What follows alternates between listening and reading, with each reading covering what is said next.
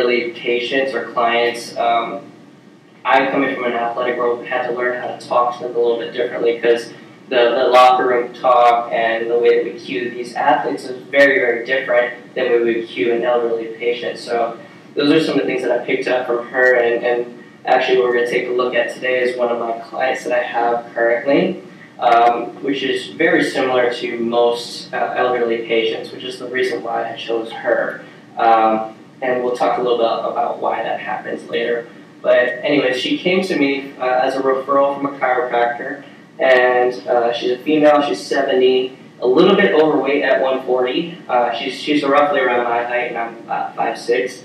So it's a little overweight for her, but if you look at that, that can actually add some pounding to her joints too. So we would like to decrease her weight, but in addition to that, change the composition of what that makeup is about. She had right ankle pain, low back pain, and shoulder and neck pain, and in all actuality, every single one of these were interrelated, and we fixed one, and that actually all of them cleared up together. So the way that we approach this is not looking at, oh, the ankle's causing the back, and it's causing the shoulder. We looked at it as like a holistic problem that all of them are just dysfunctional, and we're going to train you out of that movement together. And that way they all cleared up together really easily. Okay. Her background, she's been dancing since she was little, so she actually moved here from New York where she did some stuff on Broadway, and now she's over here dancing and singing still at the age of 70. So she would like to continue to do that, and that's one of her goals.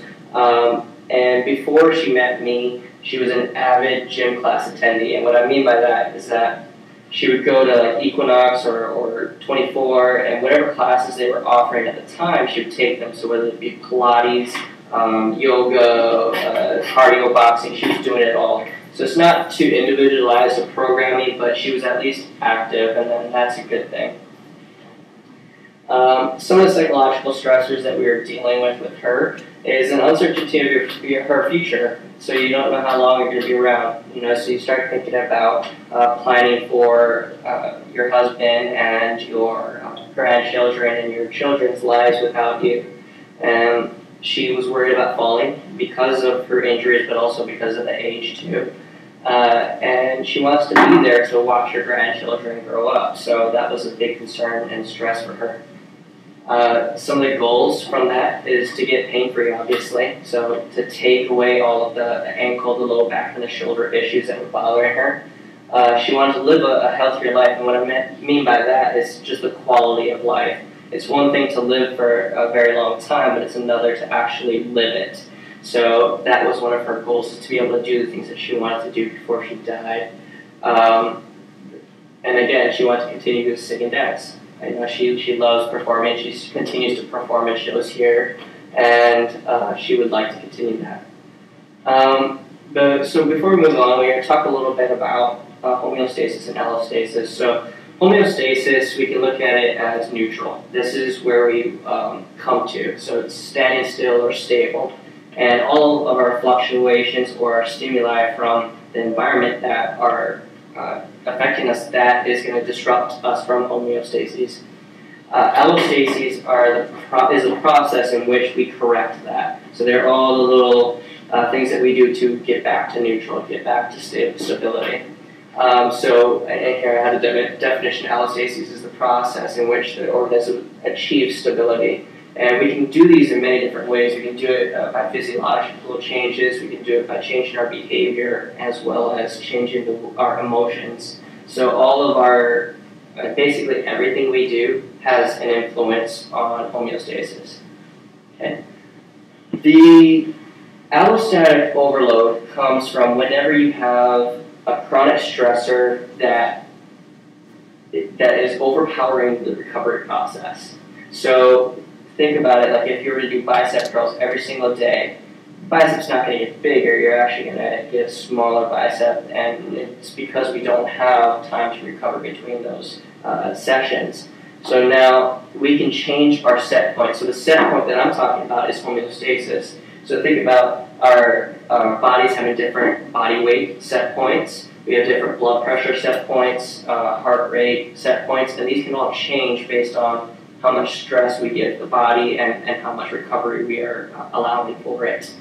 And in an allostatic overload situation, pathophysiology is present, meaning that there's disease or there's some pain, injury. So basically, when we look at the next picture here, the next slide, this kind of sums it up. So we go through all these metabolic changes that we have the catabolic stressors in exercise, and we have the anabolic situation in recovery. And this stress curve kind of really visualizes this. So too little, and we don't have enough adaptation. Too much, and we have no time to recover. So the optimal performance in this situation is right in the middle. This is a very dumbed down version, and we're going to talk a little bit about how to trick or shift some of this stuff later. But I'd like to talk a little bit about Mike Reynolds.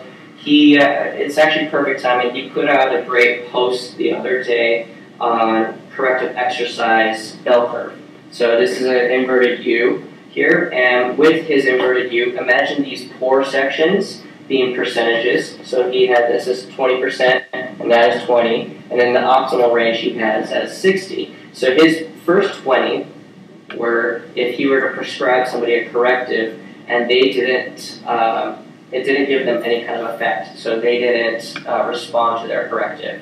The optimal, which is in the middle, it wasn't optimal in his situation. It was that they were just normal people that were adapting to the stressor, so it took them a little bit more time to adapt to the corrective.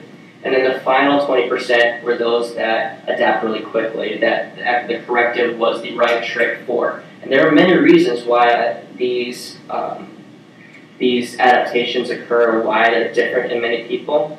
And they could be that they need the assistance of, in his case, when he was writing manipulation techniques, they need the assistance of a masseuse, whatever. But when we look at correctives, we can't say one size fits all for all of our patients that even express the same issues. So we need to find the right trick to get them into that functional state. So many factors can shift the curve either left or right, but they can also shift it up and down. So sometimes you don't need as much stress to get to a certain level, or sometimes that little bit of stress is too much. So age, activity level, disease, pain, and even cognitive functioning can shift the curve. And these are needed to be taken into account when we look at our client when we're programming them too. So say in our elderly patient, I can't have as much volume or load as I would in a high-level NFL athlete like we were talking about last week, because they cannot recover as quickly. So it's all a battle between the catabolic and the anabolic stages. When we talk about that, adaptability comes up, and I keep talking about adaptability. And whenever people ask me the question about how do I define athleticism, I define it by one word: it's adaptability.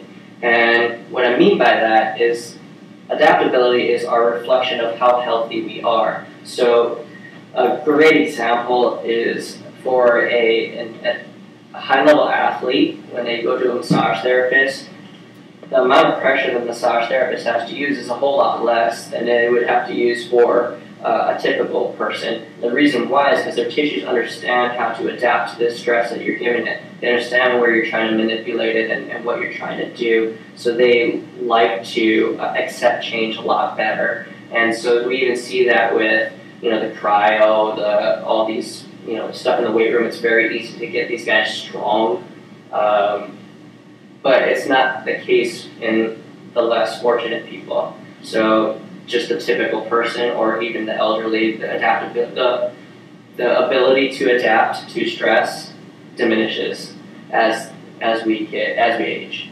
So we talked about the corrective exercise curve. That might be another factor that affects this too. Is that age? We look at the correctives may have diminishing results as they age.